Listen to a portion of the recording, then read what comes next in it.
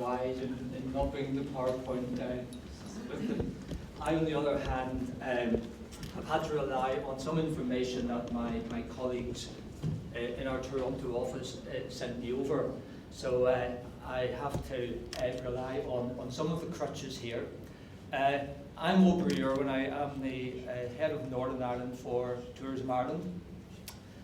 Mary's given you a very good and succinct summary of what Tourism Ireland does and how it was set up.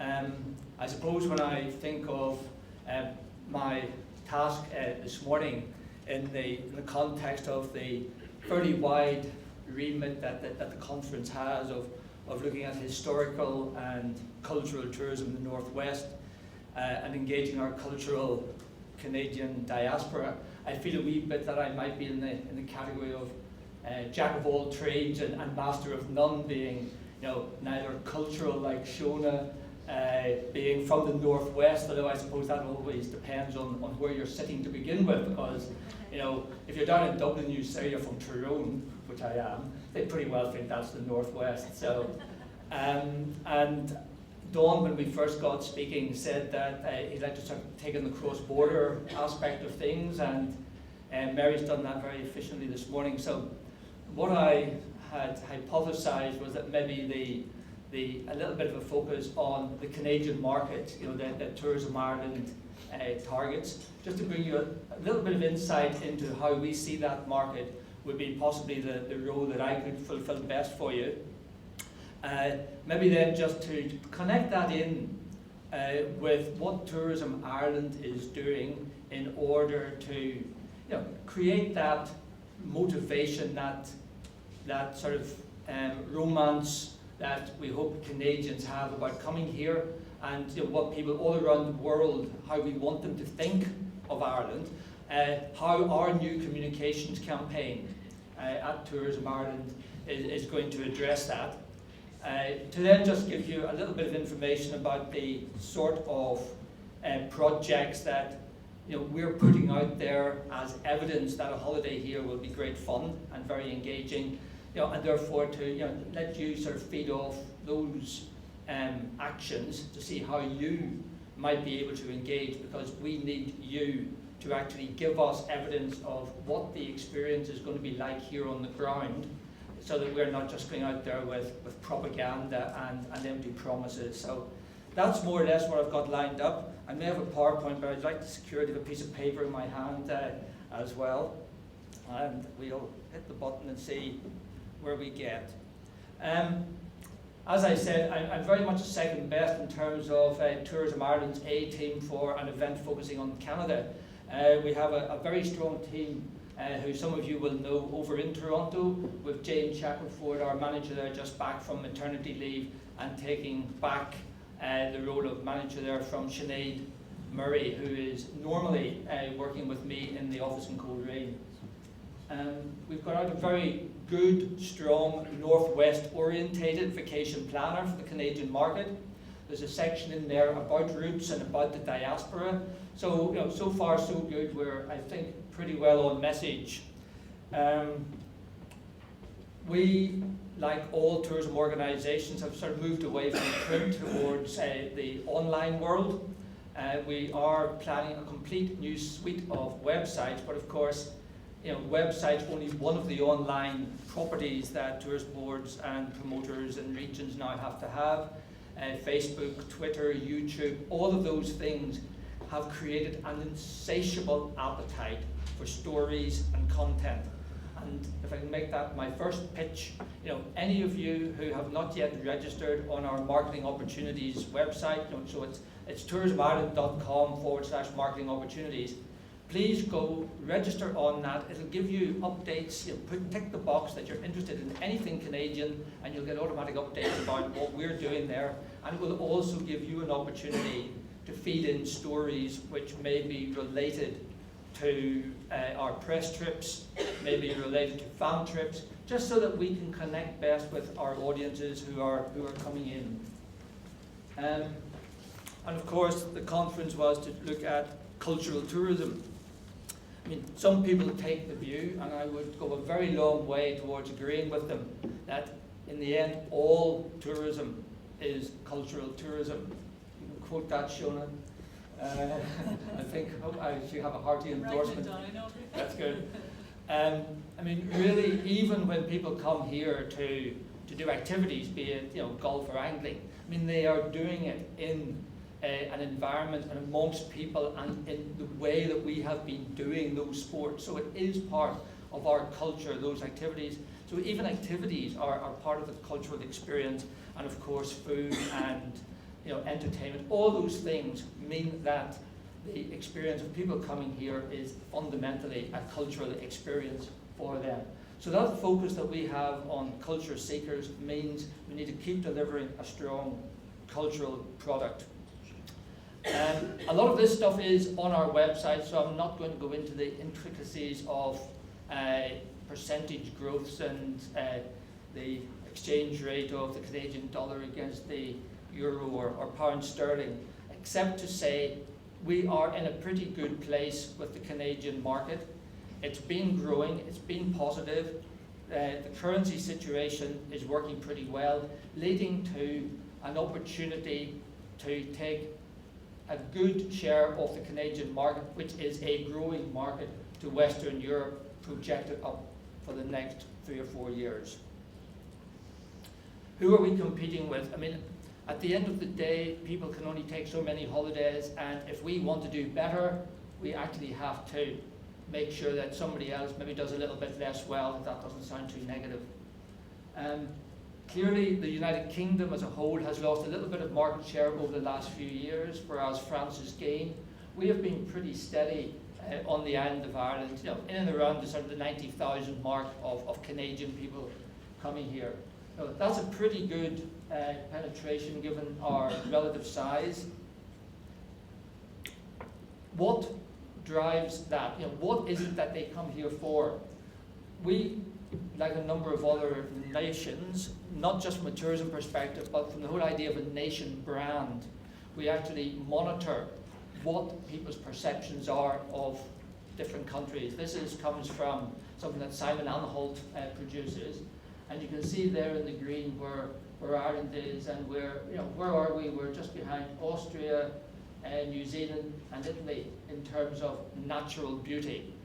So for a relatively small island to be right up there in the Canadian market in terms of perceptions of natural beauty and being an aspirational destination, in behind again places like New Zealand and Italy, it's a good ranking, and those sort of rankings actually are very much tied in with people's perception of what our culture is all about.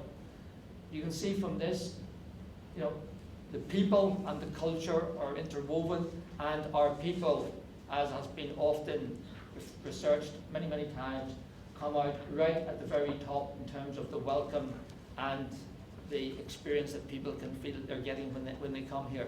So right even at that very fundamental level, whether you see yourself in the tourism business, whether you have a local shop, whether or not you're part of a sort of a public sector organisation in the region, you are each and every day part of that group of Irish people who are highly rated by our Canadian guests, and for whom that positive experience is very fundamental in the decisions as to where they go and how they spend their holidays.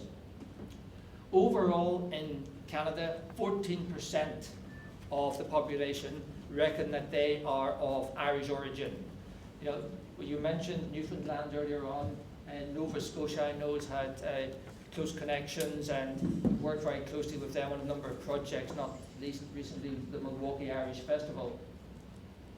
With penetration in Ontario somewhere around the 16% mark of a 2 million base, that is a big, substantial market, and every percent of that we can get extra is actually going to be a major economic, and I would hope also social and local pride generator. We are in competition with Scotland. That comes as no surprise. We are right up head-to-head with them, and actually it does look as though now we may be overtaking the Scottish market. So we're very pleased And we want to sort of maybe tie in some of the work we've been doing, targeting what we generally think of as the Scots-Irish market out there, so that we're not just trying to get business for, say, Northern Ireland at the expense of people who were going to Killarney, but we're actually going to start taking business from other parts of Scotland, because we can offer that sort of same rich culture right across the island, which allows us to give a very varied and rich experience. This is one of those charts where you want to be at the bottom, because the closer you are to the bottom, the closer you are to being number one. And we are performing right across the whole range of criteria, including the people, the culture, the atmosphere of the place. We are doing very, very well. So for those of you who are just trying to determine which markets you should be personally engaging in, where you should be getting out there with us at our exhibitions, tying in with our farm trips, please do consider the Canadian market very seriously, because if you like, there's to some extent an element of open door in that market. We, for a number of years, have been doing different campaigns. Our current campaign is trying to be even more emotionally appealing to the audience in all the world, and to have a brand that really motivates people emotionally rather than purely rationally. And all our research is saying that people want to be immersed. They want to have this, when they come to Ireland, they get an immersive experience, a real sense of joy. Not this idea of just looking at things through a car window, beautiful though that scenery may be. It's the idea of getting into it. So some of you may, although we don't advertise on RTE and we don't advertise on UTV, because we have a major campaign running right across Britain at the moment, where we advertise on cable channels, be that Sky or be that something like Living TV, those ads are seen over here as well. So some of you may have seen our campaigns, which depending on which angle we're targeting, maybe the Jump Into Ireland campaign, or with some extra money we got from DETI this year, a Jump Into Northern Ireland campaign. So it's all about activity, it's all about the fact that the culture, be it music, which is, we've got Snow Patrol, who are the backing music on our ad. We reference James Joyce very heavily in some of the campaigns that we do for the West. Those cultural aspects are what we are using to actually make people want and feel that they're going to have a great time when they come here. And then, of course, what people want is an authentic experience, and that means not sort of having a culture that is very abstract and very removed from each day that they're here on holiday. So that interaction with the people feeds back in to that cultural experience and that warmth and immersion that people get. So whenever we are pulling this campaign together, whenever we're going out to our audiences, we are very much trying to give them that sense of what it would feel like to be here. And so far, it's been researching very well, much better than our previous campaigns, and we're wildly optimistic.